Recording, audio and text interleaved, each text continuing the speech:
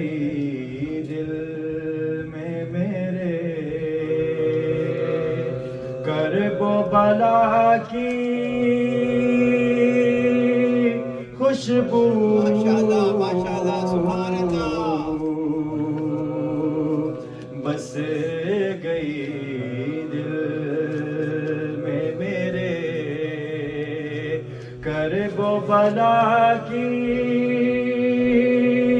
خوشبو اور پھوٹتی ہے میرے لہجے سے عزا کی خوشبو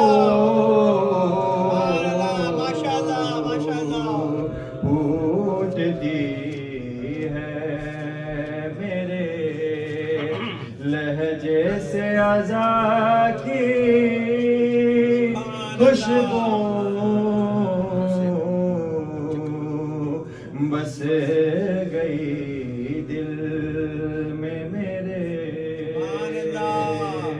فرمائے گا کہ ذکر عباس دلاور ہے میرے ہونٹوں پر ذکر عباس دلاور ہے میرے ہونٹوں پر آ رہی ہے میری سانسوں سے وفا کی خوشبو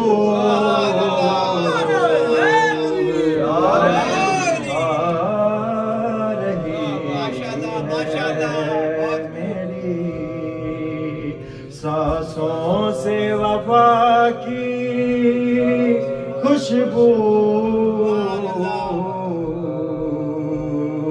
بس گئی ماشاءاللہ ماشاءاللہ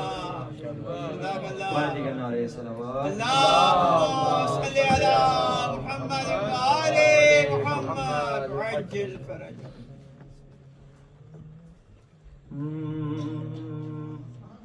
مانگنے والوں کے دل کو یہ یقین ہے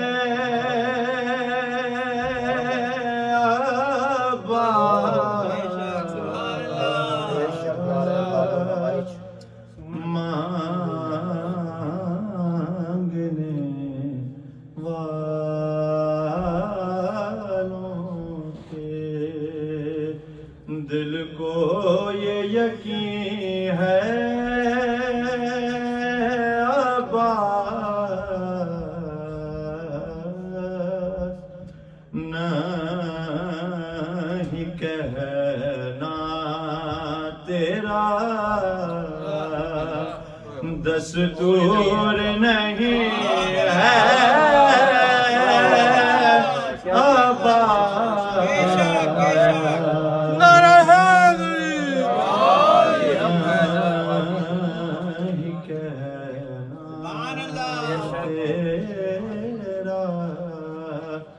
دستور نہیں ہے عباس آ رہی ہے درو دیوار سے خوشبو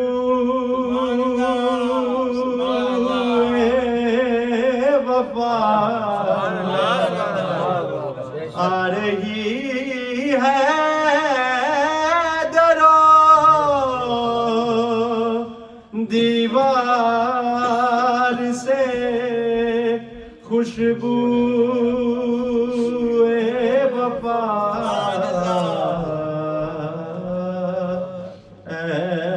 ایسا لگتا ہے کہ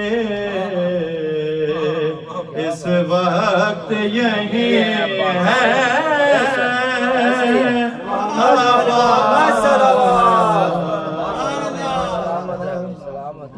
ماشاءاللہ ماشاءاللہ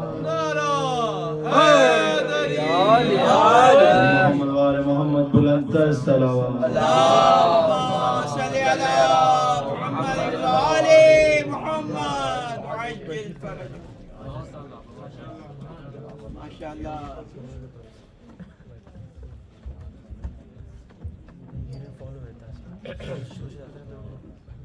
اور محمد وآل محمد بلند صلوات اللهم صل على محمد وآل محمد وعجل فرج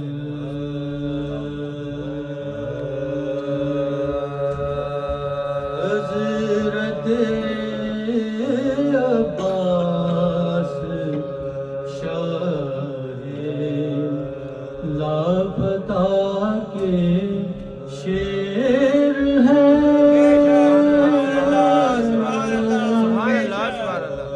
حضرت عباس شاہ لاپتہ کے شیر ہے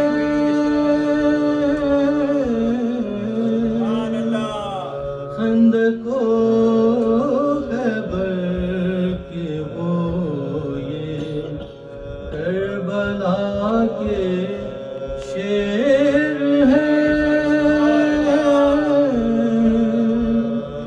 خندق و خیبر کے وہ یہ کربلا کے شیر ہے کیوں نہ ہو ہر جنگ میں یہ مثل حیدر حیا کیوں نہ ہو ہر جنگ میں یہ مثل حیدر حیا وہ خدا کی شیر یہ شیر خدا کی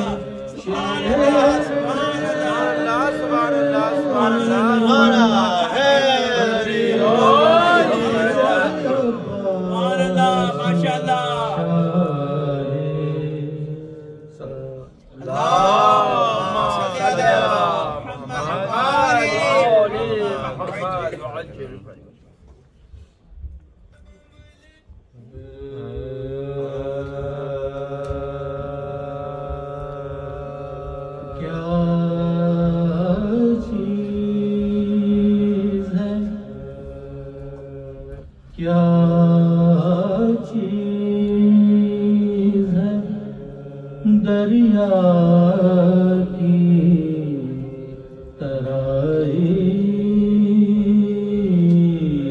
عباس کیا چیز ہے دریا کی ترائی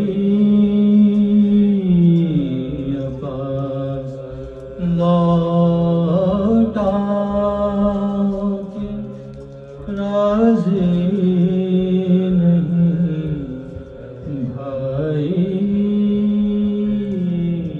عباس لوٹا کے راضی نہیں بھائی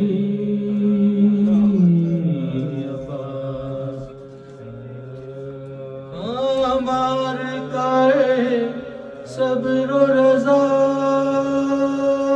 طے کر لو مار کر صبر و رضا طے کر لو پھر تو ہے تمہاری یہ خدائی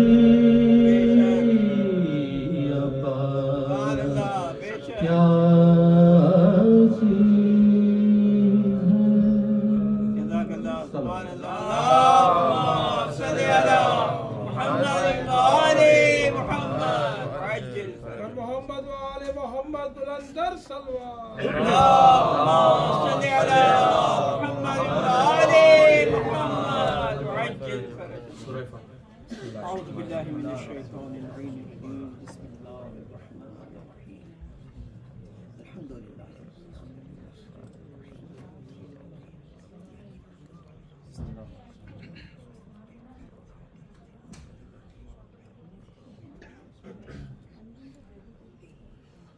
اللہم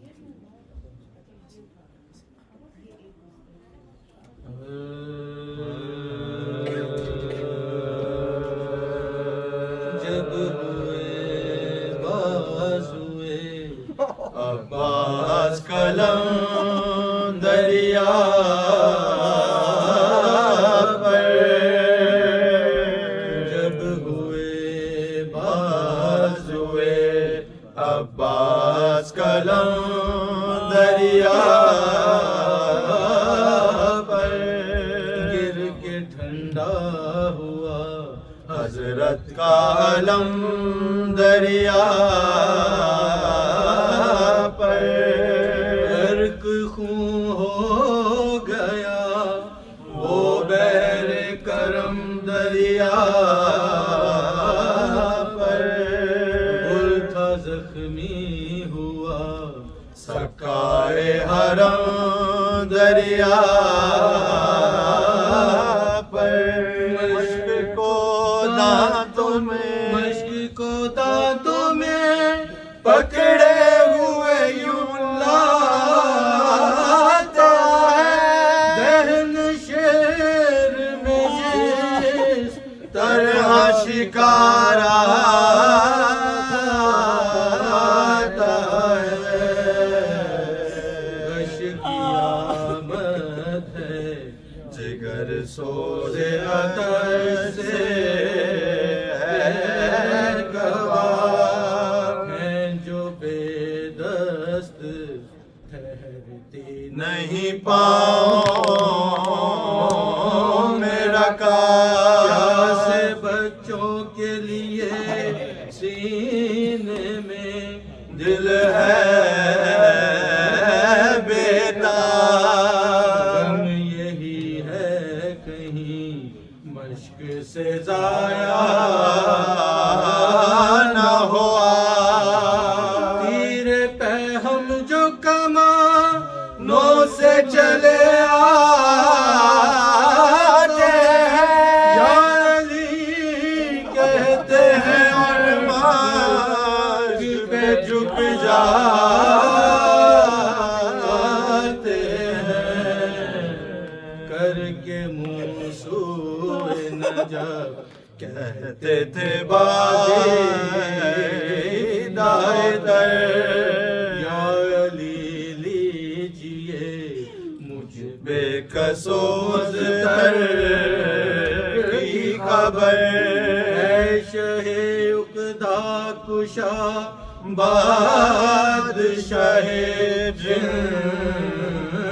و بشر، چاہتا ہوں میں کہ اس مشق کو پہنچے نظر، آپ کے بیٹے کا شیدا ہوں مدد لازم ہے، آپ کی پوتی کا سکا ہوں مدد لازم ہے، اس سے کہتے تھے عباس یہ بات چشم پرا، یہاں سے لے چل مجھے اے اس بے وفادار رشتہ، پیاسے ہوں گے جو اسیر اب تو ہوئے گا سوار، کہیں ایسا نہ ہو ساری میری محنت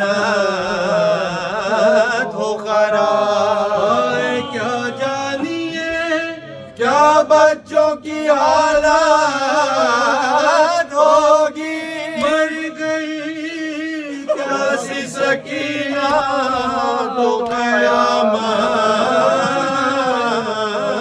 ہوگی جب ہوئے باز ہوئے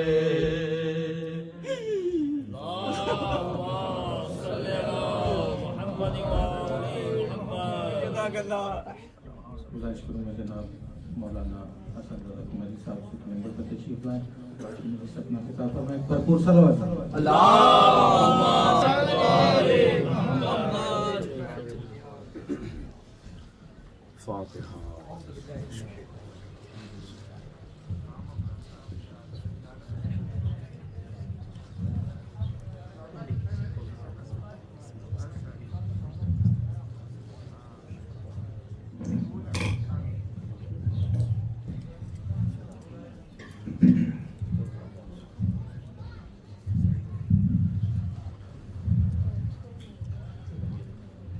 أعوذ بالله من الشيطان اللعين الرجيم بسم الله الرحمن الرحيم الحمد لله رب العالمين وبه نستعين وهو المعين والصلاة والسلام على سيد الأنبياء والمرسلين سيدنا ونبينا وشفيع ذنوبنا وطبيب قلوبنا وبالقاسم محمد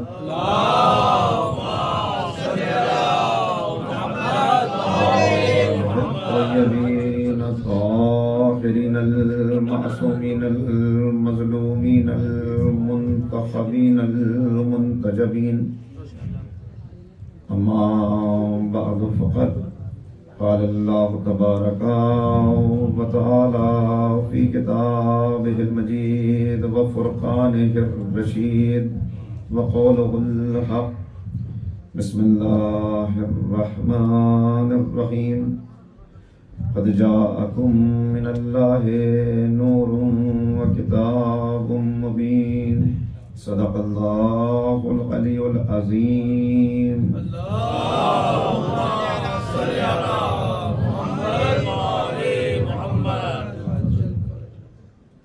بزرگان محترم و نوجوانان عزیز،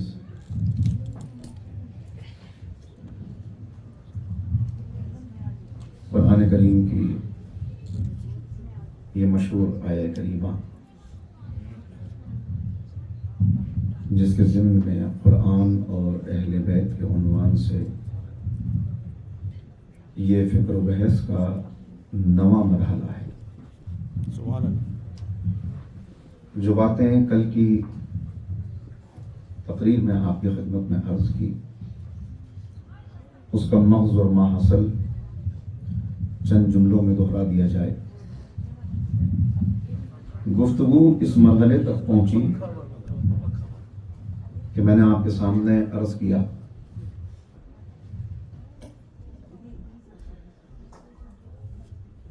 کہ اس عالم رنگ و بو میں، اس عالم ہست و بود میں، اس عالم مادہ میں ہماری یہ زندگی ایک امتحان اور آزمائش ہے، ایک سفر ہے جو ہمیں طے کرنا ہے، نقص سے کمال، پستی سے بلندی، فرش سے عرش، سرا سے ثریا، اور اس سفر کو کامیابی سے طے کرنے کے جو پرے پرواز ہیں ان میں ایک کا نام ایمان ہے، دوسرے کا نام عمل ہے۔ جو پہلی تقریر سے بات عرض کی، اور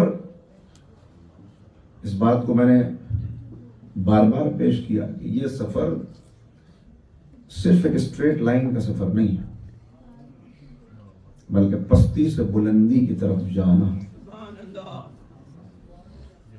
اس کے لیے پرے جبرائیل سے بھی زیادہ قوت کی ضرورت ہے،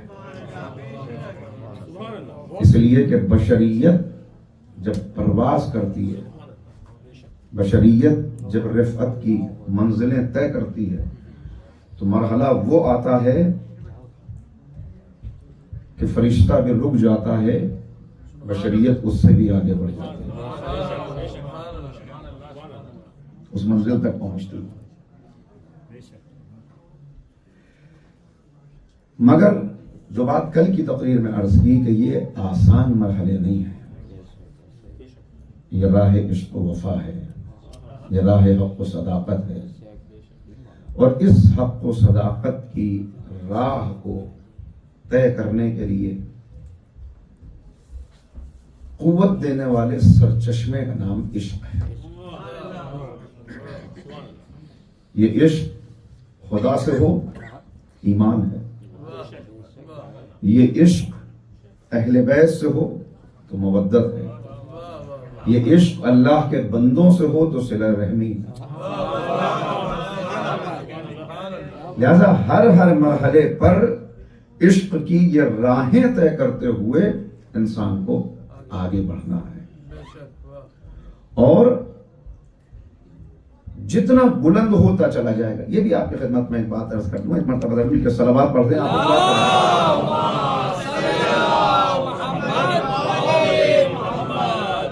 یہ میری انتہائی خوش قسمتی ہے کہ مجھ طالب علم کی گفتگو آپ لوگوں کے سامنے تو ہو ہی رہی ہے، اور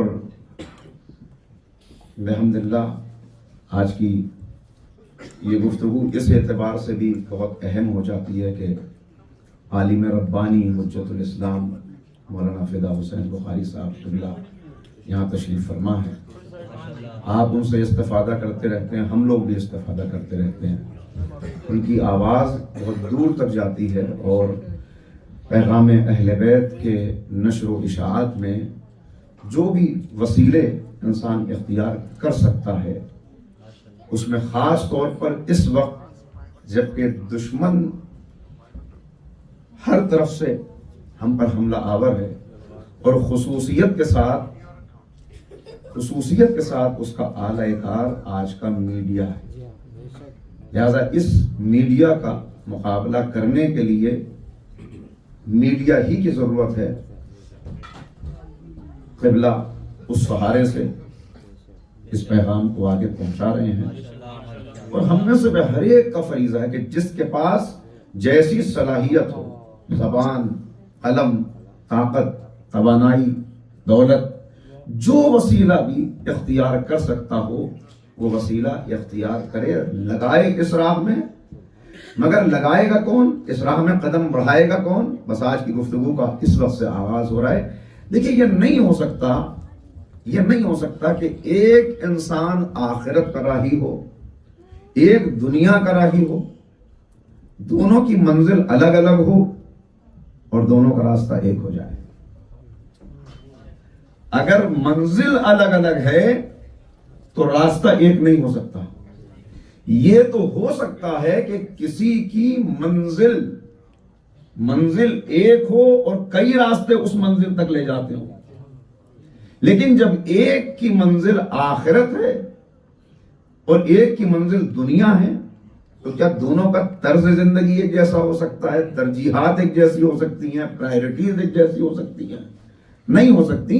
دونوں کی زندگی دیکھ کے آپ کو پتا چل جائے گا کہ یہ آخرت کا مسافر ہے، یہ دنیا کا راہی ہے۔ آپ اپنے گھر سے نکلے، سادہ سی مثال ہے سامنے کی، آپ اپنے گھر سے نکلے تو آپ یہاں مرکز اہل بیت تک کیسے پہنچ گئے؟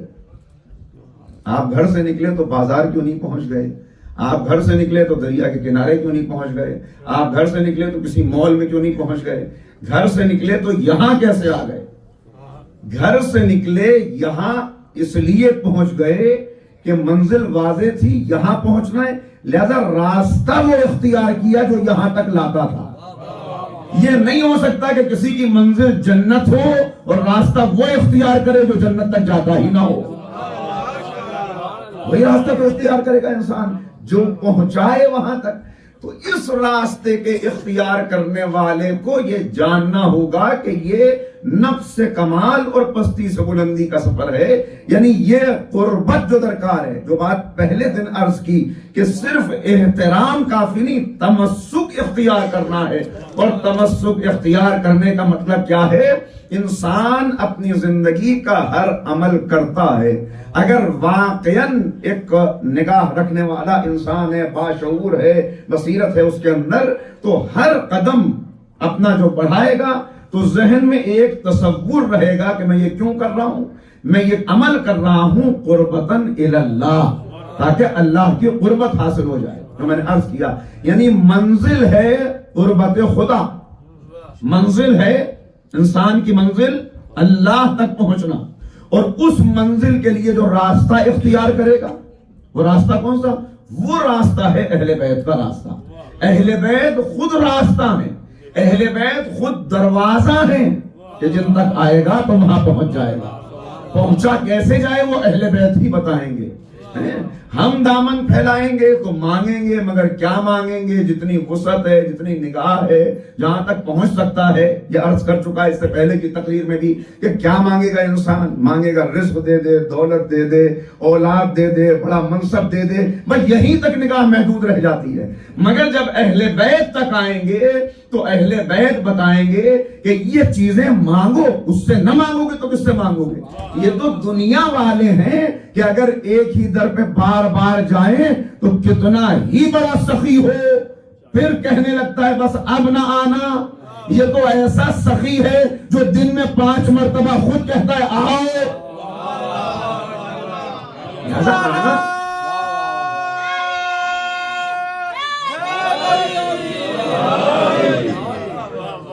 مگر یہ اہل بیت ہیں جو بتائیں گے کہ آئے ہو کیا مسائل لے کر آئے ہو؟ اپنے مسائل لے کر آئے ہو. تمہارا مسئلہ پیٹ ہے، تمہارا مسئلہ خواہشات نفس ہے، یہ لے کر بھی اگر آئے ہو تو آ جاؤ، ہم تمہیں بتائیں گے کہ یہ چیزیں بھی کیسے ملیں.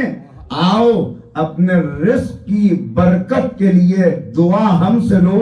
مگر جب صحیفہ کاملہ کو کھولو گے اور یہ دعا پڑھنا شروع کرو گے تو پہلے حمد پروردگار ہوگی، پہلے اسماء الحسنى آئیں گے. یعنی تمہارا تعارف ہوگا اس رب سے کہ جس سے تمہارا رسمی سے تعارف پہلے ہے. آؤ گے پیٹ کا مسئلہ لے کر، مگر جاؤ گے تو بدن کی غذا بھی مل جائے گی، روح کی غذا بھی مل جائے گی. اور پھر بڑھتے بڑھتے معرفت اس منزل پر پہنچے گی کہ اب بندہ کہہ اٹھے گا کہ تو نے تو بغیر مانگے اتنا کچھ عطا کیا، میں کیا مانگوں تجھ سے.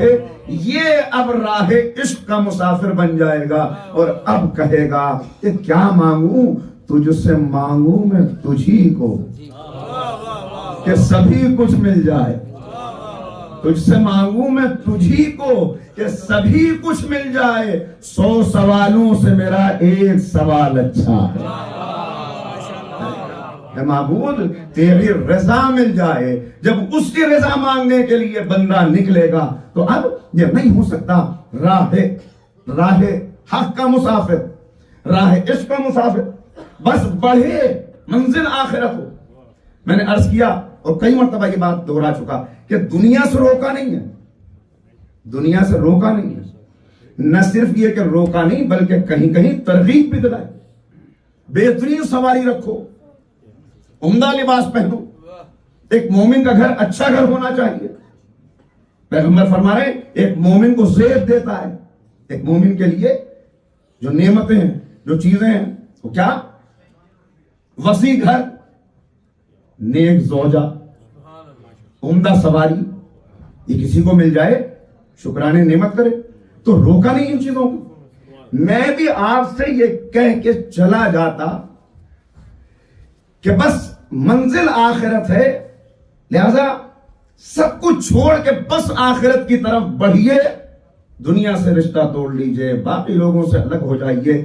اگر میرے سامنے نہج البلاغہ کا خطبہ نمبر 209 نہ ہوتا کہ جہاں مولا گئے ہیں اپنے چاہنے والے کی عیادت کے لیے، مریض ہو گئے زیاد بن علی حارثی، تو امام عیادت کے لیے گئے، دیکھا بڑا وسیع مکان ہے،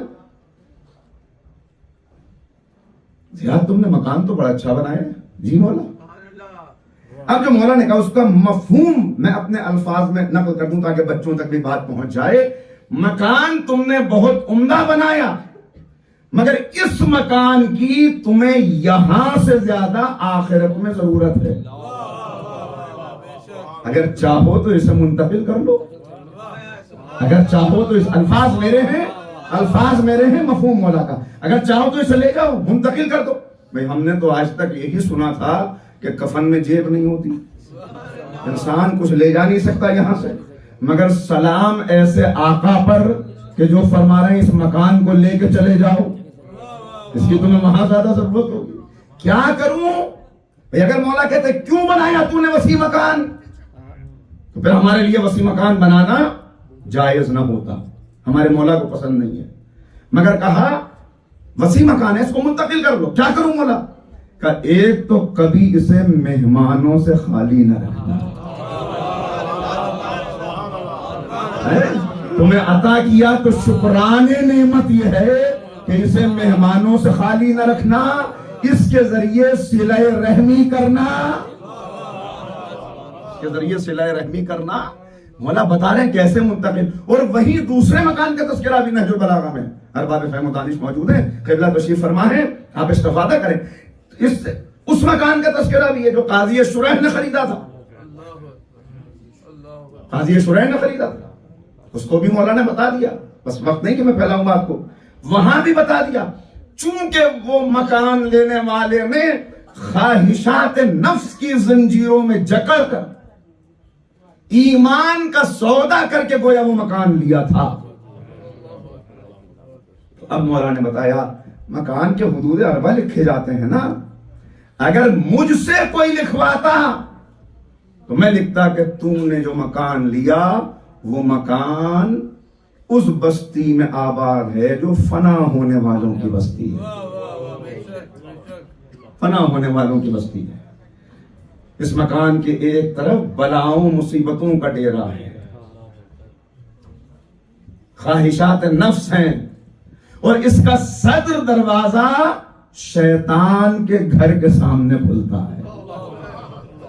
تو دونوں باتیں بتا دی یہ مکان، تو اب گزرنا ایسے، چلنا ایسے ہے کہ دنیا ہی کے ذریعے، اب دنیا مزرعۃ الآخرہ، دنیا دھوکہ دے گی، دنیا فریب دے گی، لیکن دنیا ہی کے ذریعے سے آخرت ملے گی۔ مولا نے جو دنیا کی اتنی مذمت کی، تو کچھ لوگ اپنا مطلب لے کے آتے ہیں، بھئی ہمارا بھی کوئی منشا پورا ہو جائے۔ اب وہ دیکھتے ہیں کہ جس سے ہم اپنی بات پوری کرانا چاہتے ہیں اس کا مزاج کیا ہے، تاکہ اس کے مزاج کی بات کر کے خوشامدی لہجہ اپنا کے اپنا کوئی کام نکال لیا جائے۔ لہذا انہوں نے کہا مولا اپنے خطبوں میں دنیا کی مذمت بہت کرتے ہیں، تو دنیا کی مذمت کی جائے۔ تو اس نے بھی جا کے کہا کہ مولا یہ دنیا بھی بڑی دھوکے باز ہے، یہ دنیا دھوکہ دیتی ہے، اور دنیا کی مذمت شروع کر دی۔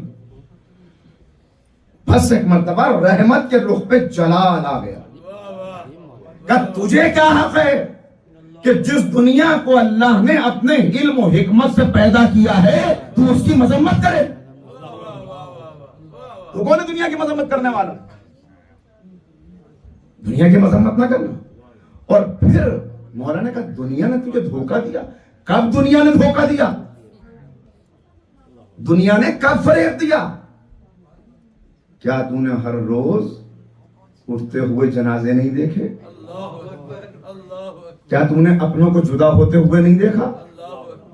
یعنی یہ اپنوں کا جدا ہونا، یہ اٹھتے ہوئے جنازے، یہ سب پیغام ہیں، یہ الارم ہے تیرے لیے، اور تو کہہ رہا دنیا نے دھوکہ دے دیا۔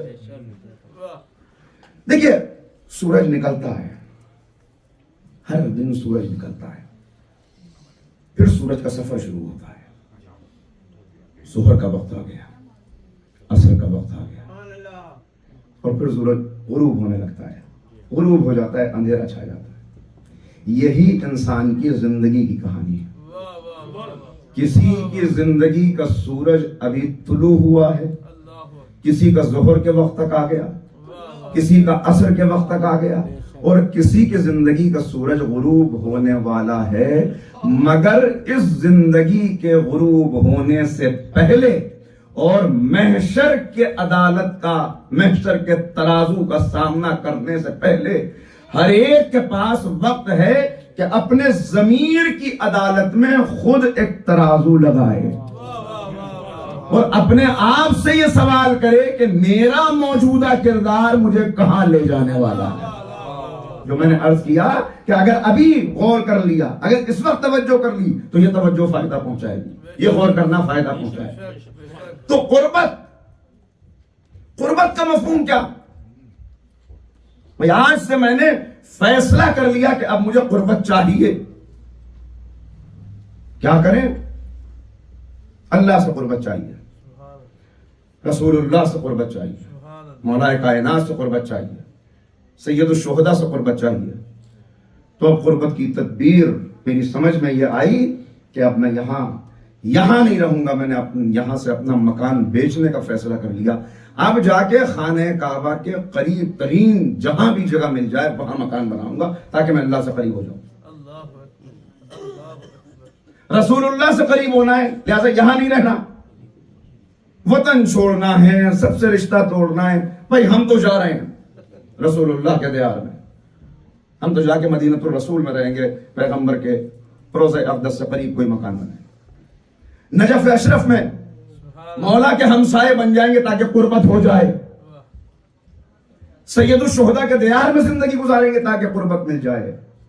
خدا کرے کہ واقعاً ہمیں ان مقدس زمینوں پر قیام کرنے کا کیا، ان زمینوں کی خاک کا ذرہ بننے کا موقع مل جائے، بار بار اللہ پہنچائے۔ جو گئے ہیں زیارت کے لیے وہ بار بار جائیں، جو نہیں گئے ہیں وہ جلد پہنچیں۔ اس دعا کی قبولیت کے لیے صلوات پڑھیے۔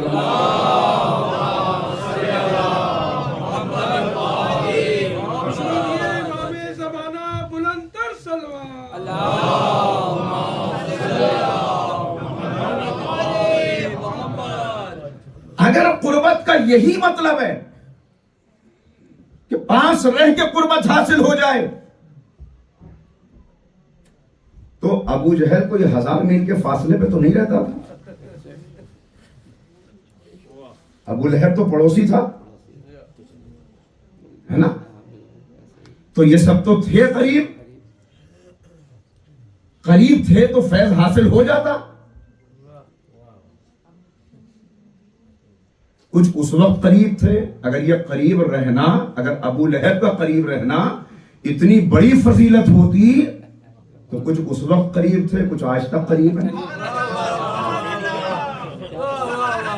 تو فیض حاصل ہو جاتا۔ لیکن اس قربت کا مطلب کیا ہے؟ اس قربت کا مطلب یہ نہیں ہے کہ فصل مکانی ختم ہو جائے، خدا کرے کہ فصل مکانی بھی ختم ہو جائے، ہے نا؟ لیکن اس قربت کا مطلب کیا ہے؟ اس قربت کا مطلب یہ ہے کہ میں اپنی باطنی شخصیت کو اتنا بلند کر لوں، میں باطنی شخصیت کو اتنا بلند کر لوں کہ ان کے قریب ہو جاؤں۔ وہ کیسے ممکن ہے؟ پہلے یہ دیکھ لوں فاصلہ کیوں ہوتا ہے تاکہ قربت آسان ہو جائے۔ فاصلہ کیوں ہوتا ہے؟ جب میں تلاش کرنے نکلا تو مجھے پتا چلا اللہ رب العزت کی صفت ہے عدل، اللہ ہے عادل، خدا نہ کرے کہ میں ہوں ظالم، ہو گیا فاصلہ۔ اب اگر قربت چاہیے تو ظلم چھوڑ کے عدل کی راہ پہ چلنا ہوگا، جتنا ظلم چھوٹتا جائے گا عدل آتا جائے گا، قربت ہوتی جائے گی۔ پیغمبر ہے رحمت للعالمین، میں ہوں تصویر غضب، اپنوں پہ غضب غیروں پہ غضب، مجھ سے غصہ ہی ضبط نہیں ہوتا۔ یہ ہے فاصلہ، یہ ہے فاصلہ۔ جیسے ہی میں نے یہ سفر شروع کیا، قربت یہ کون سی چیز تھی جس نے مولا کے چاہنے والوں کو جو پرچم کے نیچے کھڑے ہوئے ان کو دور کر دیا؟ کس چیز نے دور کر دیا؟ پہلے دن کی تقریر اس لیے کہ وہ خواہشات کے بندے بن چکے تھے.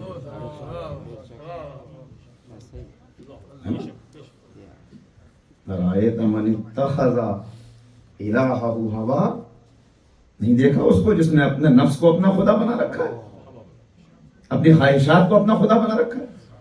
تو خواہشات کو خدا بنانے والا کیسے ان سے قریب ہو سکتا ہے؟ یہ فاصلہ ہے جو طے کرنا ہے، یہ فاصلہ ہے جو طے کرنا ہے. اور دست ادب جوڑ کے ایک تلخ سا جملہ کہہ دوں، ایک تلخ سا جملہ، کچھ ہیں جو ابو لہب کے راستے پر چل رہے تھے اور چل رہے ہیں، کچھ ہیں جو رسول اللہ کے راستے پر تھے اور بحمد اللہ ہیں، تو خدا کرے کہ قائم رہیں. لیکن یہ ایک حد فاصل ہے کہ پتہ چل رہا ہے یہ اس راستے والے، ان کی منزل وہ ہے، ان کی منزل یہ ہے. دونوں کی منزلیں واضح، دونوں کی منزلیں واضح. مگر اس سے زیادہ خراب صورتحال ابو جہل کے راستے پر چل رہا ہے، ابو لہب کے راستے پر چل رہا ہے، ٹھیک ہے. قد تبین الرشد من الغی ہدیناہ النجدین، راستے واضح ہو گئے، ان کو یہ راستہ پسند آیا، اختیار کر لیا، انہیں وہ راستہ اچھا لگا. لیکن اس سے زیادہ بڑا گناہ یہ ہے کہ رسول اللہ کا کلمہ پڑھ کے ابو لہب کے راستے پہ چلے، مولا کائنات کا نام لے کے ان کے دشمن کے راستے پہ چلے. یہ ہے بڑا مسئلہ. لہذا یہاں یہ ہے وہ مرحلہ جسے میں نے عرض کیا کہ یہ ایک ٹکراؤ، ایک تصادم ہے جو ہر وقت جاری ہے. قرآن آواز دے رہا ہے، هل ادلکم تجارت تنجیکم من عذاب علیم، تمہیں ایسی تجارت بتا دیں کہ جو تمہیں عذاب خدا سے محفوظ کر دے، بچا دے، نجات دے دے. کیا ہے وہ تجارت؟ تؤمنون باللہ، اللہ پر ایمان لے آؤ ویسے جیسے ایمان لانے کا، وتجاہدون فی سبیل اللہ، اور پھر اللہ کی راہ میں جہاد کرنے کے لیے نکل پڑو.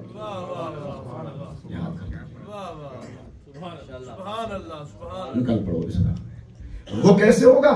جہاں بس اپنی خواہشات پر ایسے انسان قابو پالے کہ اس کی اپنی کوئی خواہش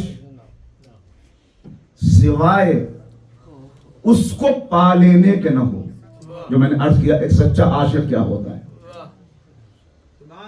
ایک سچا عاشق کیا ہوتا ہے؟ میرا کچھ ہے ہی نہیں، یا میرا کچھ ہے نہیں تو میرے لیے مسئلہ کیا ہے؟ اور ایسا یہ کردار، یہ خصوصیات، یہ صرف ایک قصہ بن کے نہ رہ جائیں، ایک کہانی بن کے نہ رہ جائیں. اس لیے کہ ایسے کرداروں کی تلاش تو ہر معاشرہ کرتا ہے. کون سے کردار؟ وہ جو دن کے اجالے میں نکلیں تو اپنی روزی اور رزق حلال تلاش کرنے میں یوں مصروف ہو جائیں کہ محسوس ہو کہ یہ دنیا کو حاصل کر لینا چاہتے ہیں، اور ان کا مقصد یہ ہو کہ اپنی ضرورت سے کچھ زیادہ حاصل کر لیں تاکہ اپنے بچوں کا پیٹ بھرنے کے لیے بھی کسی کے آگے ہاتھ نہ پھیلانا پڑے، اور ضرورت سے کچھ بچ جائے تاکہ جو معذور اور کمزور ہیں ان کے ساتھ بھی کچھ حسن سلوک. دن کے اجالے میں یہ ہر وقت مصروف رہنے والے جب رات کی تاریکی میں مصلی عبادت بات ہے تو محسوس ہی نہیں ہوتا یہ وہی دن والا شخص ہے کہ جو دن میں اتنا سرگرم تھا، اب رات میں بیٹھا ہوا ہے. جو دشمنوں کے مقابلے پہ آتے ہیں تو اشداء علی الکفار، ڈٹ جاتے ہیں، جم جاتے ہیں، اور جب اپنوں کے درمیان آتے ہیں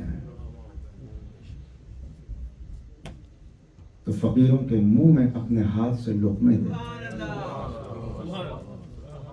مریضوں کے زخموں پہ اپنے ہاتھ سے مرہم رکھتے ہیں.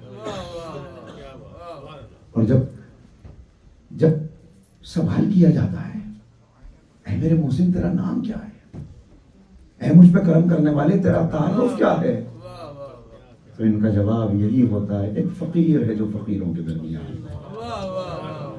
ایک فقیر ہے جو فقیروں کے درمیان بیٹھا ہے. آپ متوجہ ہو گئے؟ دل چاہتا ہے ایک جملہ عرض کروں. ایک دو مرتبہ نہیں، تاریخ میں سینکڑوں مرتبہ مولا کائنات نے اپنا یہی تعارف کرایا کہ ایک فقیر ہے جو فقیروں کے درمیان بیٹھا ہے، مگر تاریخ نے جب لکھا جناب امیر لکھا. صلوات پڑھ دیں محمد و آل محمد.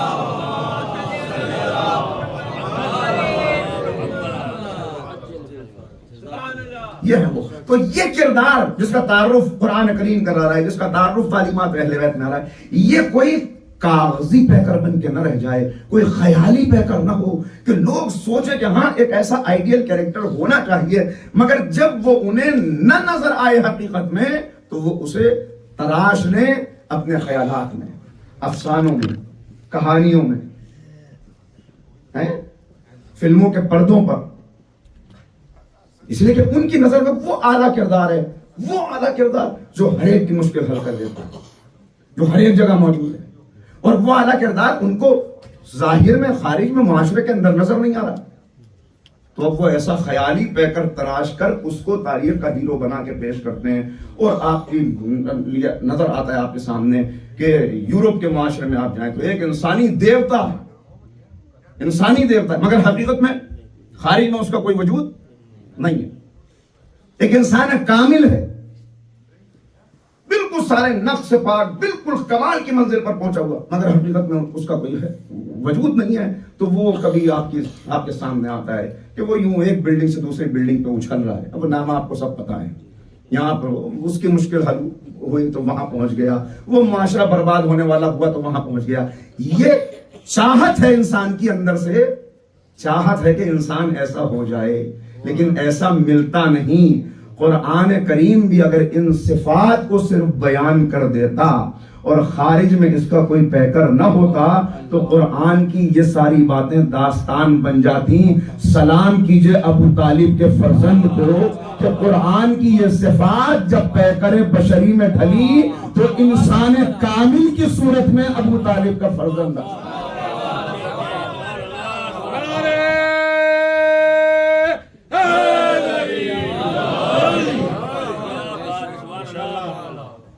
سورج سامنے آیا کہ اب دیکھ لو قرآن اور اہل بیت کو ملا کر، اب دیکھ لو قرآن جن صفات کو بیان کرتا ہے، قرآن جن خوبیوں کا تذکرہ کرتا ہے، وہ خوبیاں جب کمال پہ کسی شخصیت میں جمع ہو جاتی ہیں تو تمہارے سامنے یہ معصوم سیرت آتی ہے. مگر پھر کہیں یہ کہہ کے نہ گزر جاؤ کہ وہ تو معصوم ہے، جو بات میں نے عرض کی. لہذا تو اب اسی کردار کا تسلسل آگے نظر آتا ہے، اسی کردار کا تسلسل نظر آتا ہے. اور دنیا یہ نہ سمجھے کہ ممکن نہیں ہے، ممکن نہیں. تو اس لیے اچھا ایک جملہ یہاں پہ عرض کرتا ہوا چلوں، اسی لیے ان کرداروں کا جب تعارف دیکھیں تو ایک بات یاد رکھیے، ایک ہے ان کا معجزاتی رخ، ایک ہے ان کا بشری رخ. معجزاتی رخ اس لیے ہے کہ اس معجزاتی رخ کو دیکھ کر آپ اپنے دل میں عقیدے کی بنیادوں کو مضبوط کر لیں. معجزاتی رخ اس لیے کہ انہیں اپنے جیسا نہ سمجھے، بشری رخ اس لیے کہ انہیں خدا نہ سمجھے. اور اسی لیے ائمہ کی سیرت، ائمہ کا کردار، ائمہ کی زندگی، اس زندگی کی سب سے بڑی خصوصیت، اس کو اس سے پہلے بھی عرض کیا، سب سے بڑی خصوصیت کہ یہ محافظین توحید بھی ہیں، مبلغین توحید بھی ہیں. محافظین توحید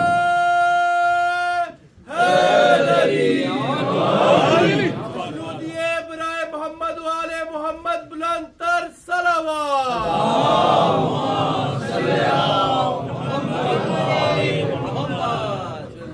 دنیا کا ہر انسان یہ چاہتا ہے کہ میرے اندر کوئی خوبی ہے تو اس خوبی کو سراہا جائے، اپریشیٹ کریں لوگ. ایک چھوٹا سا بچہ بھی چاہتا ہے کہ آپ اپریشیٹ کریں، اور اپریشیٹ کرنا چاہیے، اپریشیٹ کرنا چاہیے. قرآن کریم کا حکم ہے.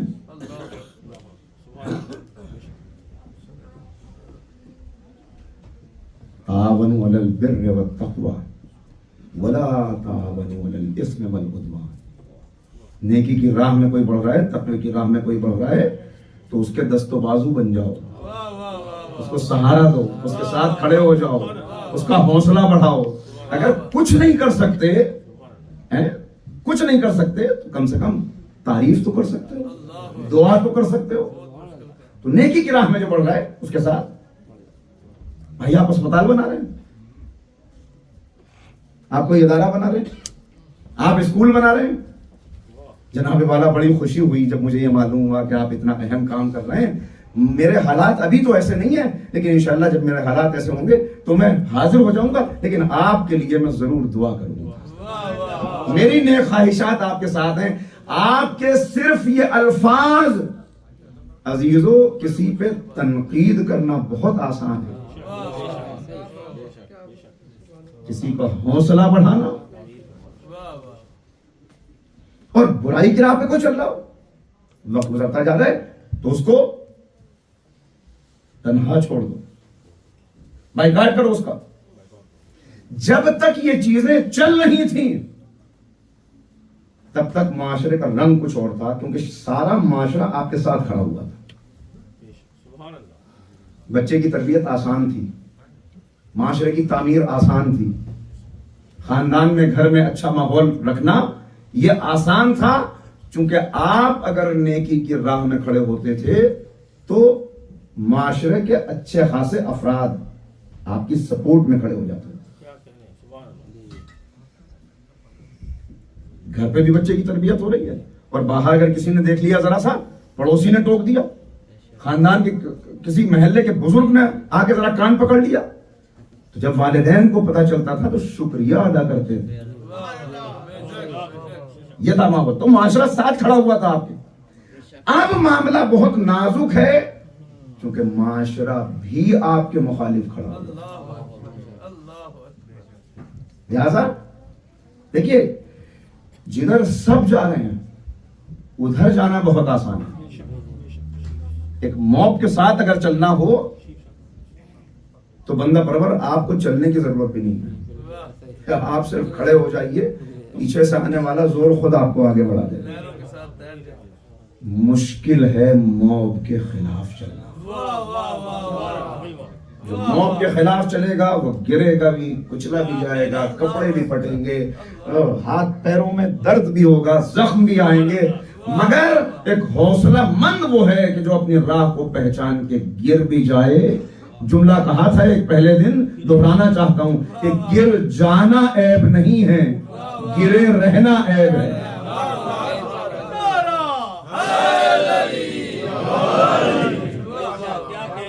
گر گیا ہے تو پھر کھڑا ہو جائے، چوٹ کو سہلائے، کپڑوں کو درست کرے، پھر چل پڑے، پھر چل پڑے.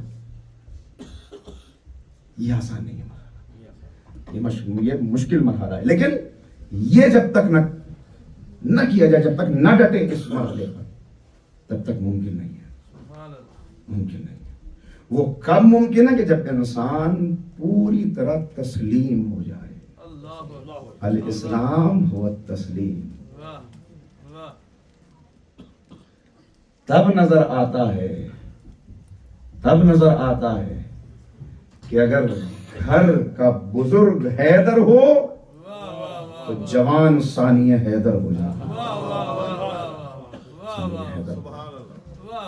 کون سی چیز ہے؟ وقت میرے پاس کم تھا لہذا میں نے روک دیا، چونکہ تھوڑا سا فضائل میں جناب عباس کا تذکرہ کرنا چاہتا ہوں، اور اس لیے کرنا چاہتا ہوں کہ اگر ہم ذرا غور کریں، اس سے جو موضوع ہے اس کو ذہن میں رکھیں، اور اس کے بعد ذرا آنکھیں بند کر کے کوئی ایسی کامل شخصیت تلاش کریں تو مولا کائنات کا جو عکس نظر آئے گا. کیوں حضرت عباس اس منزل پر ہیں؟ وہ کیا صفات ہیں؟ میری ساری پچھلی تقریریں جمع ہوئی جا رہی ہیں اس وقت. اس ایک مرحلے پر کون سی وہ صفات ہیں؟ معصوم سے سوال کریں کہ کون سی صفات ہے، کیا منزل ہے، منزل پہچانے۔ منزل یہ ہے کہ امام معصوم تعارف کرا رہے ہیں کہ کون ہے حضرت عباس، سلام اللہ والسلام ملائکۃ المقربین والانبیاء والمرسلین والشہداء والصدیقین۔ کون حضرت عباس؟ جن پر خدا کا سلام، انبیاء کا سلام، ملائکہ کا سلام، شہداء کا سلام، صدیقین کا سلام۔ کوئی اس درجے پہ پہنچ جائے کہ 1400 سال کے بعد بھی اس پر اللہ کا سلام آ رہا ہو۔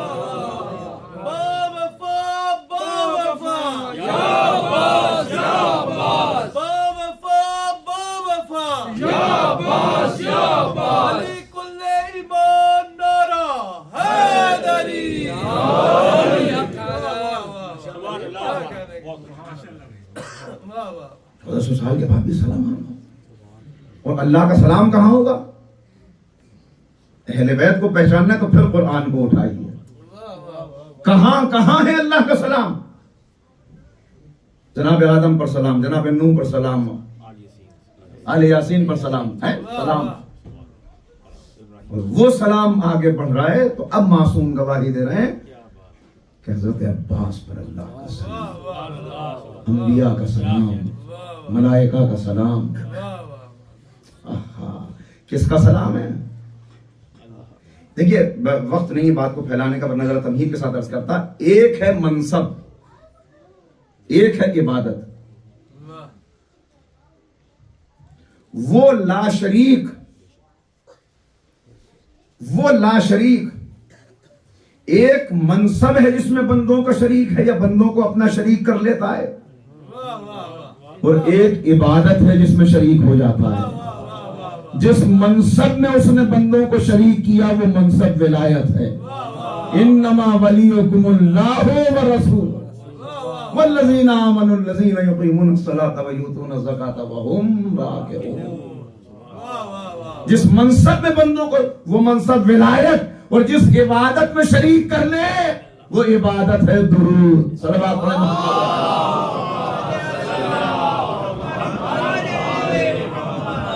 اور پھر معصومین کے بعد جو اس درود کی عبادت میں شریک ہونے والے ہیں کس منزل اطاعت پر فائز ہیں کہ معصوم سند دے رہے ہیں۔ یہ اس مرحلے تک کیسے پہنچے جناب عباس؟ کیسے پہنچے اس مرحلے تک جناب عباس؟ دیکھیے ایک ہے انسان کی نسب کی بلندی، وقت بہت ہی کم رہا جا رہا ہے۔ ایک ہے نسب کی بلندی، ایک ہے کردار کی بلندی۔ نسب کی بلندی، کردار کی بلندی، دونوں کو ذہن میں رکھیے گا۔ اور آپ کے اذہان عالیہ میں ہیں، قبلہ تشریف فرمائیں۔ قبلہ آپ سے معذرت کے ساتھ جو باتیں عرض کر رہا ہوں، لب کشائی کر رہا ہوں، نہج البلاغہ اس شارٹ سیئنگز میں کلمہ نمبر 22 جس میں مولا کیا فرما رہے ہیں؟ دیکھیے نسب کی بلندی بھی انسان کو بلند کرتی ہے، کارنامہ بھی انسان کو بلند کرتا ہے، لیکن نسب میں نے اور آپ نے نہیں بنایا، کارنامہ مجھے اور آپ کو انجام دینا ہے، کارنامہ مجھے اور آپ کو انجام دینا ہے۔ تو اب جملہ بدل دوں اگر اجازت دیں، نسب کی بلندی اپنی جگہ پر، لیکن نسب کی بلندی بھی خاک میں مل جاتی ہے اگر کارنامہ بلند نہ ہو، اور نسب کی پستی بھی آگے بڑھنے سے روک نہیں سکتی اگر کارنامہ بلند ہو، اگر کارنامہ بلند ہو۔ قابیل کا نسب بلند ہے، کارنامہ پست ہے تو لعنتی قرار پایا۔ جناب نوح کہتے رہے، پالنے والے، کیا جواب آیا؟ نہیں، غرق بھی ہوا، ہلاک بھی ہوا۔ تصویر کا دوسرا رخ، بی بی فضہ کا نسب بلند نہیں تھا، کارنامہ بلند تھا، تو وقت کے امام نے ماں کہہ کے سلام کیا۔ سلمان فارسی کا نسب بلند نہیں تھا، کارنامہ بلند تھا تو منا اہل البیت کی سند پالن، کارنامہ ہے جو بلند کرتا ہے۔ اب اگر کسی کا نسب بھی اتنا بلند ہو کہ شجرہ طیبہ سے تعلق ہو اور کارنامہ بھی ایسا بلند ہو کہ اللہ کا سلام آ رہا ہو، صلوات پڑھتے محمد علیہ وسلم،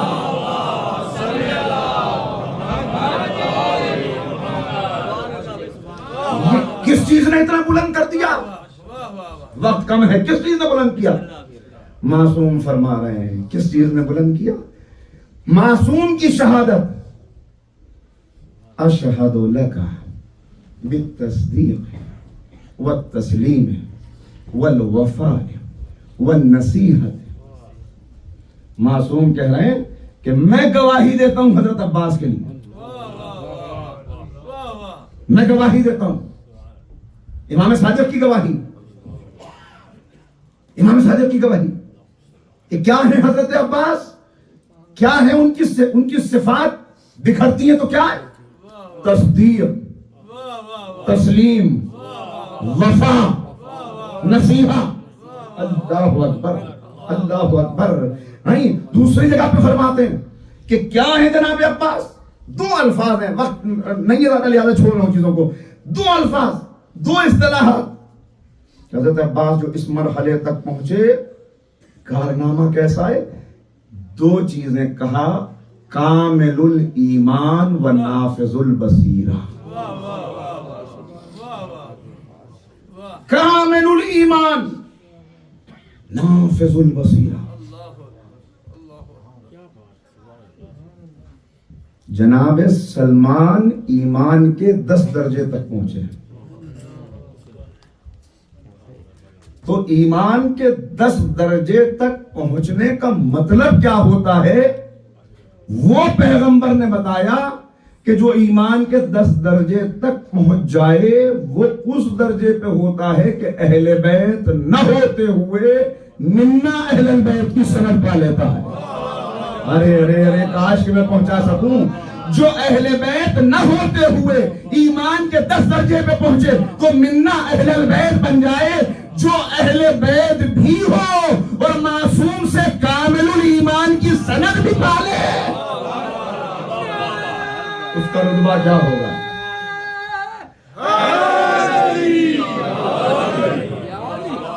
اس کا رتبہ کیا ہوگا؟ اس کی شان کیا ہوگی؟ کیا ہے حضرت عباس، حضرت ابو الفضل العباس کیا ہیں؟ نہ میں سمجھا سکتا ہوں نہ آپ سمجھ سکتے۔ معاف کیجئے گا، گستاخی نہیں کر رہا آپ کی شان میں جو میں نے کہا کہ آپ نہیں سمجھ سکتے، بلکہ فکر بشری کی حد بتا رہا ہوں، فکر بشری کی حد بتا رہا ہوں۔ حسین کیا ہے؟ جیسا حسین کو عباس جانتے ہیں، زینب جانتی ہیں، نہ میں جان سکتا ہوں نہ آپ جان سکتے ہیں، ہے نا؟ اسی طرح عباس کیا ہے؟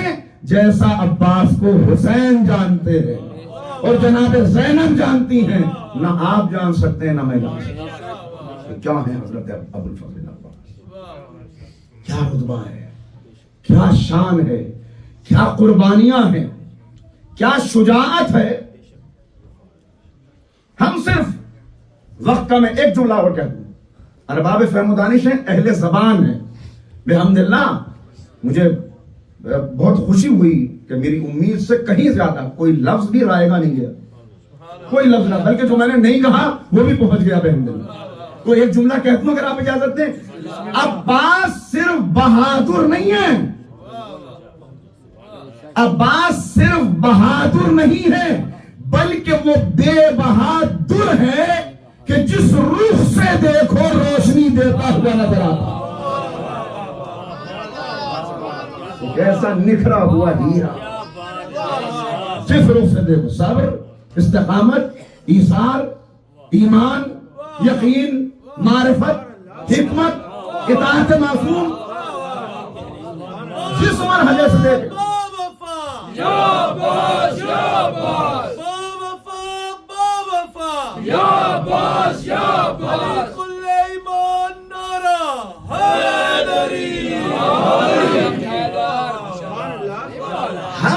بہادری پہ کسی کو تصور کرتے ہیں،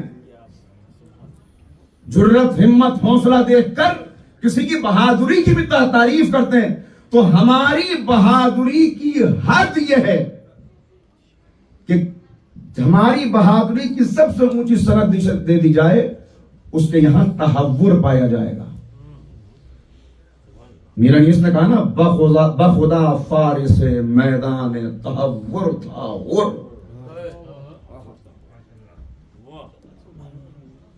لیکن اگر معصوم کسی کو بہادر کہہ دیں، اگر قرآن کسی کو بہادر کہہ دیں، تو اب اس کی مثال تو پیش نہیں۔ میرا انیس کی بات آئی تو وقت کم ہے، چھوڑتے ہوئے انیس ہی کی زبان سے سن لیجئے۔ انیس کہتے ہیں کہ جناب عباس، کیا ہے جناب عباس؟ کہتے ہیں دو ہی جوان گزرے ہیں اس دو جہان میں، دو ہی جوان گزرے ہیں اس دو جہان میں، عباس کربلا میں، علی نہروان میں۔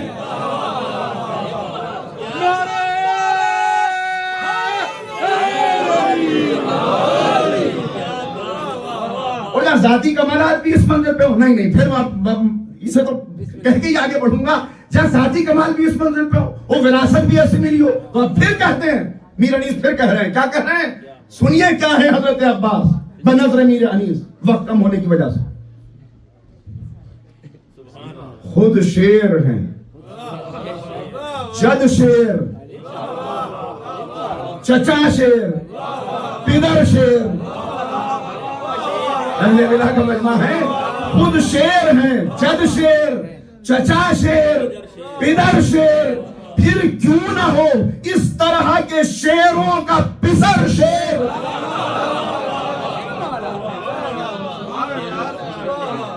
نعرے ہیں جدا شیر کے، دل شیر، جگر شیر، اور اس کے بعد تو قلم توڑ دیا، کہتے ہیں پلکیں ہیں، پلکیں ہیں، اگر شیر کا پنجہ تو نظر شیر۔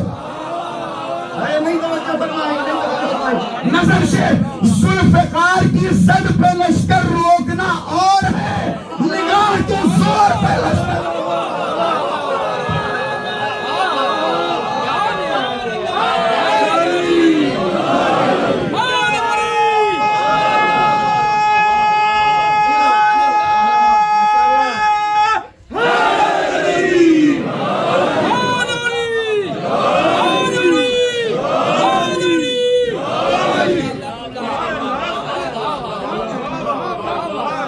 پلکیں ہیں اگر شیر کا پنجہ تو نظر شیر، یہ غیظ میں آئے ہیں تو پھر عرش ہلا ہے، ورثے میں انہیں زور ید اللہ ملا ہے۔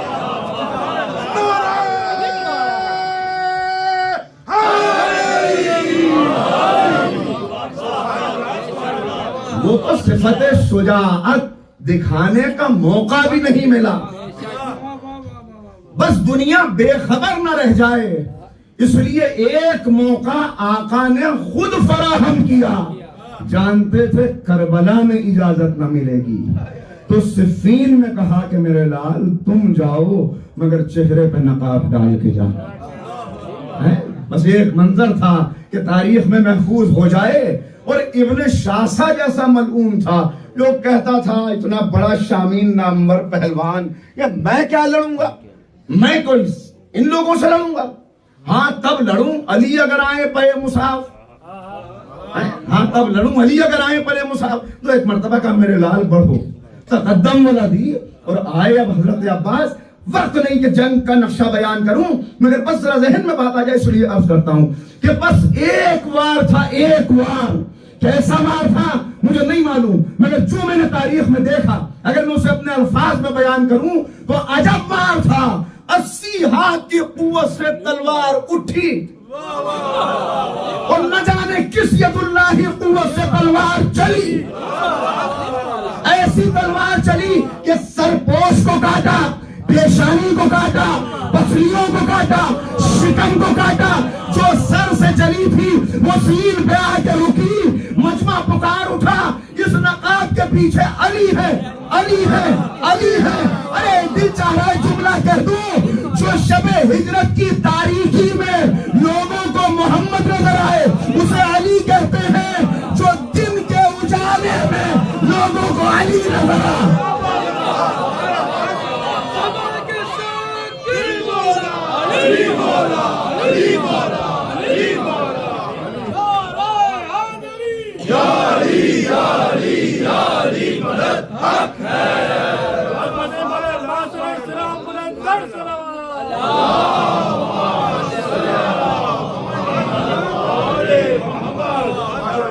یہ ایک جھلک تھی، یہ ایک منظر تھا بس، جیسے بجلی سی کون گئی ہو، ایک منظر تھا بس، ورنہ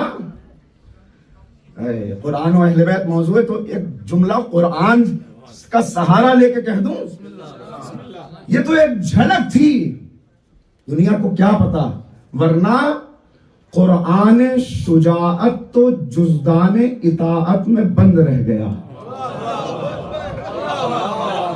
قرآن شجاعت تو جزدان اطاعت میں بند رہ گیا، اگر کہیں جنگ کی اجازت مل جاتی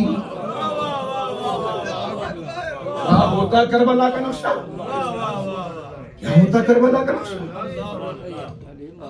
لیکن ایک جملہ تاکہ شہزادی کی عظمت بھی خراج عقیدت پیش کرتے ہوئے آگے بڑھوں۔ عزیزو، جتنا قیمتی گوہر ہو، بس ارباب فہم و دانش موجود ہیں، جتنا قیمتی گوہر ہو اتنے ہی قیمتی صدف کی ضرورت ہوتی ہے، لہذا امام کی نگاہ تلاش کر رہی ہے کہ کسی بہادر خاندان میں عبد ہو جائے۔ یہاں بھی ایک نزاکت ہے، یہاں بھی ایک نزاکت ہے، یہ نہیں کہا کہ بہادر عورت سے عبد ہو جائے، بہادر خاندان۔ بس اب آپ سوچئے گا اس پر جو میں نے کہہ دیا جملہ، بہادر خاندان، تاکہ ایک ایسا جلی بیٹا ہو، ایک ایسا شیر جیسا فرزند ہو۔ اللہ اللہ، اسی لیے تو معصوم کہتے ہیں کہ کیا سمجھی دنیا، دنیا نہیں سمجھی کہ کیا ہے جناب عباس، نہیں سمجھی۔ رتبہ حضرت عباس تو اس وقت پتہ چلے گا جب میدان محشر میں حضرت عباس کی سواری آئے،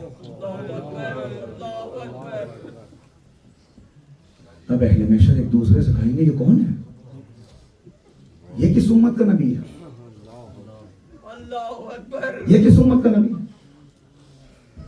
جواب آئے گا یہ کسی امت کا نبی نہیں ہے، یہ حسین ابن علی کا علمدار لشکر ہے۔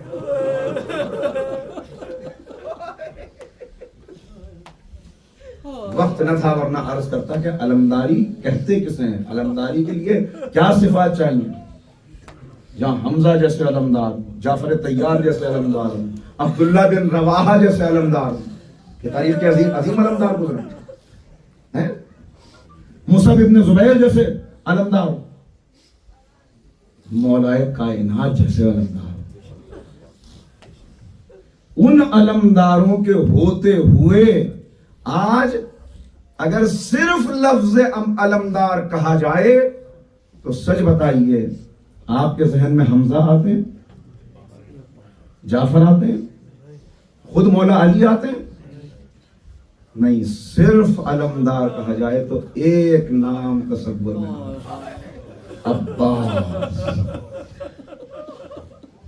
مولا بیٹے کی تعریف باپ ہی کی تعریف ہوتی ہے، یہ میں نے آپ ہی کے بیٹے امام زین العابدین کی دعاؤں میں اور ان کے ارشادات میں پڑھا ہے، تو کہہ رہے امام فرما رہے ہیں کہ بیٹے کی تعریف چونکہ یہ شاخ ہے لہذا اس کی تعریف شجر کی تعریف ہے۔ مولا ایک جملہ کہنا چاہتا ہوں، آپ بھی علمدار ہیں، آپ کا بیٹا بھی علمدار ہے، مگر مولا جب میں نے نظر کی تو مجھے ایک فرق نظر آیا، آپ جس لشکر کے علمدار تھے، آپ جس لشکر کے علمدار تھے اس کے لیے نہیں کہا جا سکتا کہ اس میں سب اہل ایمان اسی درجے کے تھے، اس لیے کہ اس میں مومن بھی تھے، منافق بھی تھے۔ مگر یہ تاریخ کا واحد علمدار ہے کہ جس علمدار کا لشکر ایسا ہے کہ جس میں حبیب ابن مظاہر جیسا مرد فقیر ہے، بریر حمدانی جیسا حافظ قرآن ہے، جس میں علی اکبر جیسا جوان ہے، اون محمد جیسے باوفا ہیں، کیسے علمدار۔ اچھا یہ ہر سب، ایک بات اور عرض کر دوں، یہ سب اس لشکر کا حصہ ہیں، اس لشکر کے سپاہی ہیں، یہ سب جتنی صفاتیں انسانی آپ کے ذہن میں ہیں، علم، حکمت، ایثار، وفا، یہ سب بھی تو باوفا ہیں، یہ سب بھی تو باوفا ہیں، مگر جیسے جب علمدار کہا تو تصور گیا ابو الفضل کی طرف، ایسے ہی جب باوفا کہا تو تصور گیا ابو الفضل کی طرف۔ کیا حبیب باوفا نہیں ہے؟ حر باوفا نہیں ہے؟ مسلم بن اوسجہ باوفا نہیں ہے؟ مگر پھر ان سب کے درمیان حضرت عباس باوفا کیوں ہیں؟ یہ کیوں محسوس ہو گیا؟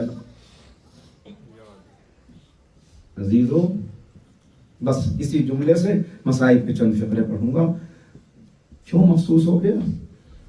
عباس حبیب بھی باوفا ہیں، مسلم بھی باوفا ہیں، مگر یہ سب بھی پیاسے تھے، عباس بھی پیاسے تھے،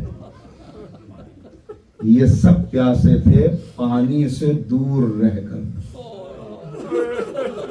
عباس پیاسے تھے دریا پہ قبضہ کر کے۔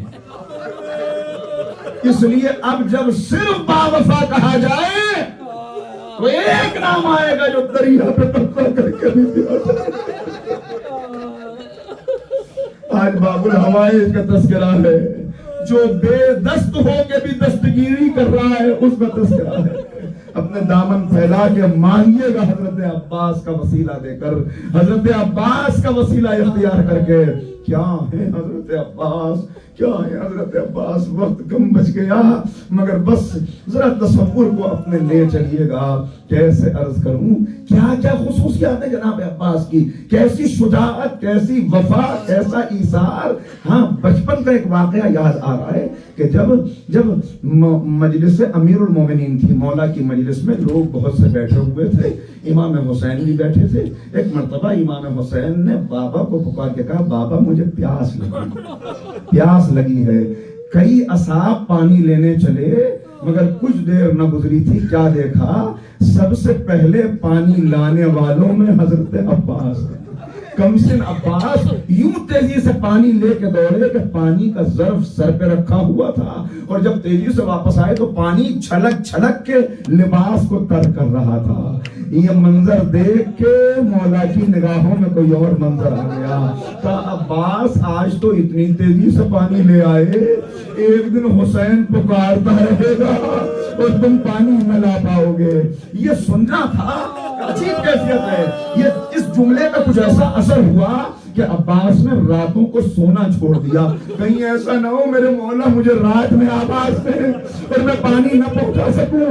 2-3 دن گزر گئے، ایک مرتبہ حسین کی نظر پڑی، دیکھا کہ چہرہ عجب عالم ہے، آنکھیں سوجی ہوئی ہیں۔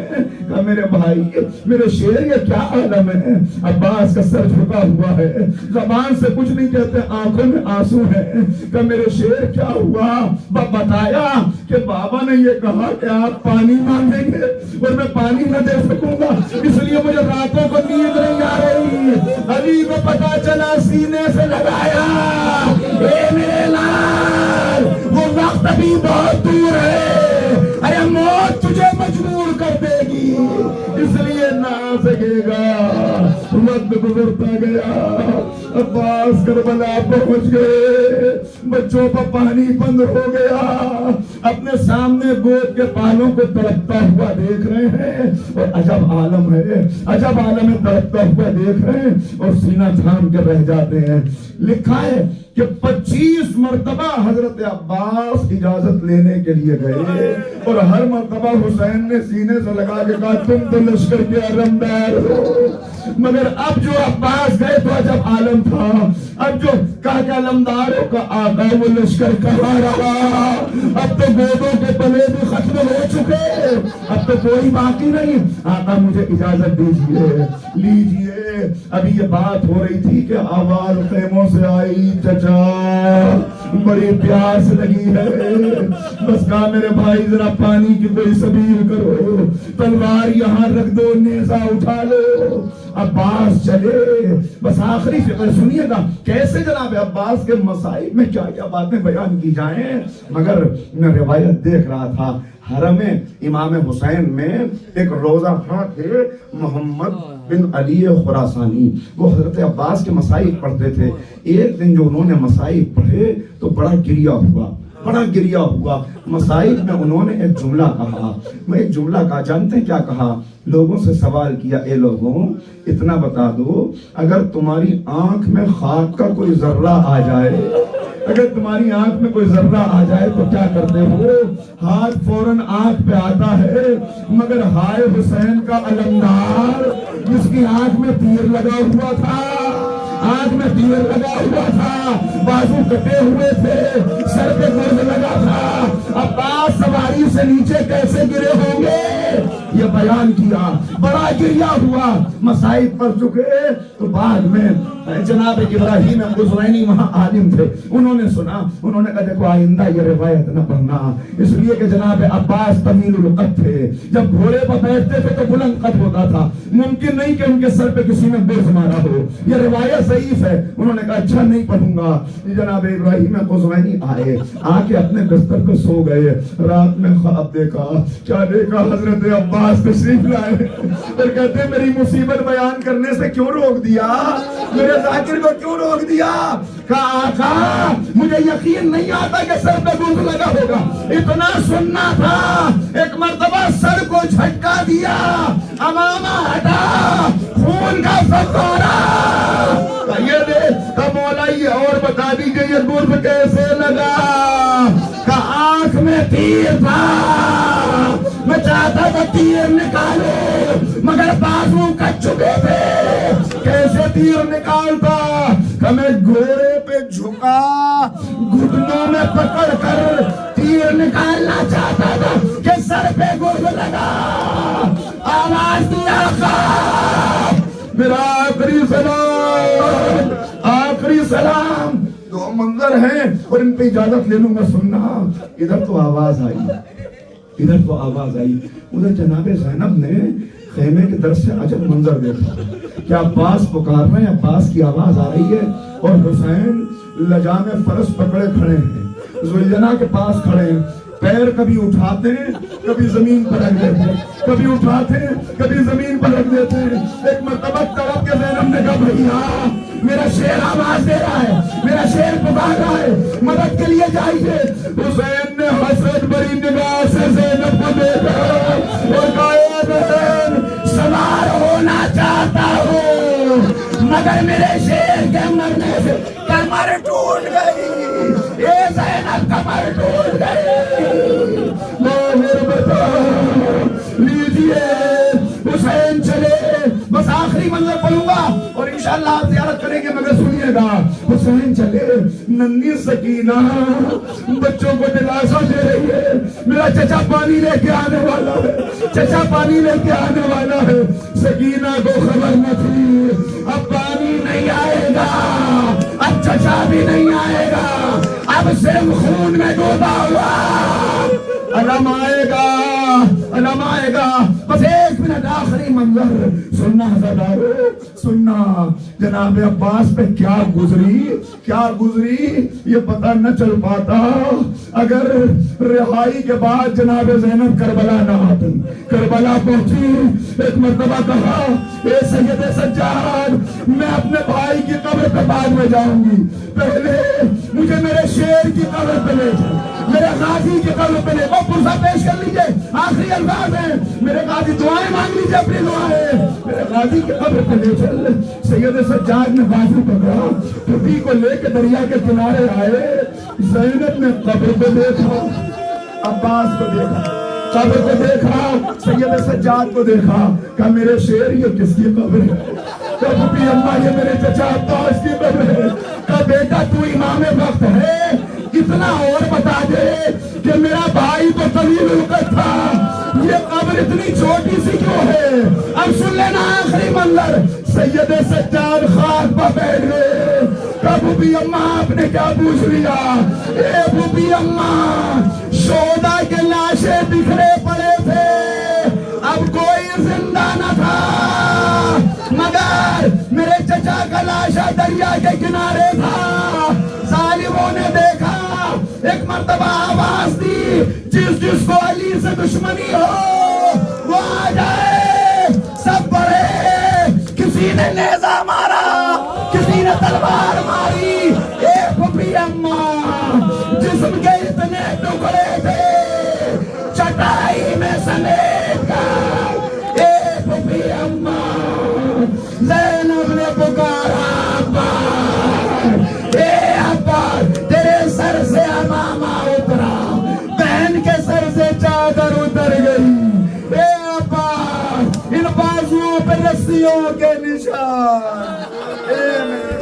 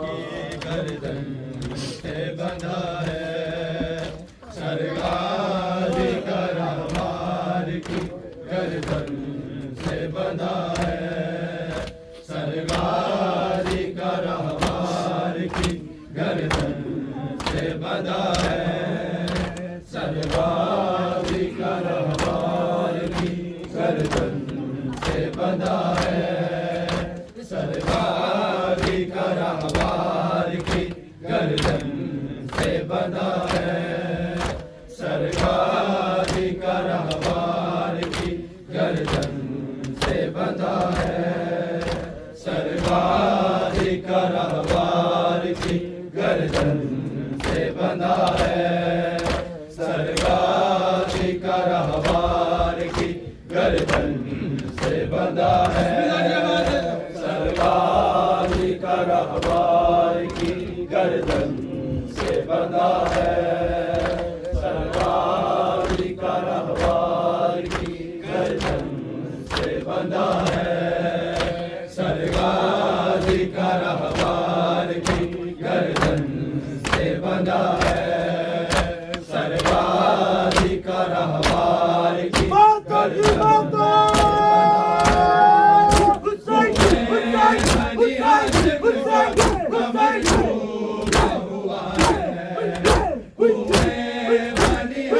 कमर डूबा हुआ है सरकार का रहवार की गर्दन से बंधा है सरकार का रहवार की गर्दन से बंधा है सरकार का रहवार की गर्दन से बंधा है सरकार का रहवार की गर्दन से बंधा है सरकार का रहवार की गर्दन से बंधा है सरकार का रहवार की गर्दन से बंधा है सरकार का रहवार की गर्दन से बंधा है सरकार का रहवार की गर्दन से बंधा है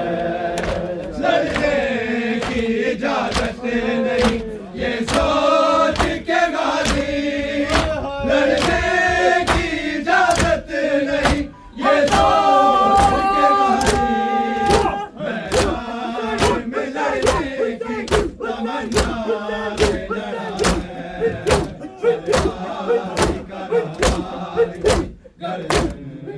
लड़ा है सरकार का रहवार की गर्दन से बंधा है सरकार का रहवार की गर्दन से बंधा है सरकार का रहवार की गर्दन से बंधा है सरकार का रहवार की गर्दन से बंधा है सरकार का रहवार की गर्दन से बंधा है सरकार का रहवार की गर्दन से बंधा है सरकार का रहवार की गर्दन से बंधा है सरकार का रहवार की गर्दन से बंधा है सरकार का रहवार की गर्दन से बंधा है दरिया की तरफ देख के कहती थी सकीना दरिया की तरफ देख के कहती थी सकीना पानी का जाओ नहीं आना है सरकार का रहवार की गर्दन से बंधा है सरकार का रहवार की गर्दन से बंधा है सरकार का रहवार की गर्दन से बंधा है सरकार का रहवार की गर्दन से बंधा है सरकार का रहवार की गर्दन से बंधा है खून में बनी हाशिम का कमर डूबा हुआ है, सरगाजी का रहवार की गर्दन से बंधा है, सरगाजी का रहवार की गर्दन से बंधा है, सरगाजी का रहवार की गर्दन से बंधा है। कहती थी बहन रख देगा तलवार ज़मीं पर, कहती थी बहन रख देगा तलवार ज़मीं पर,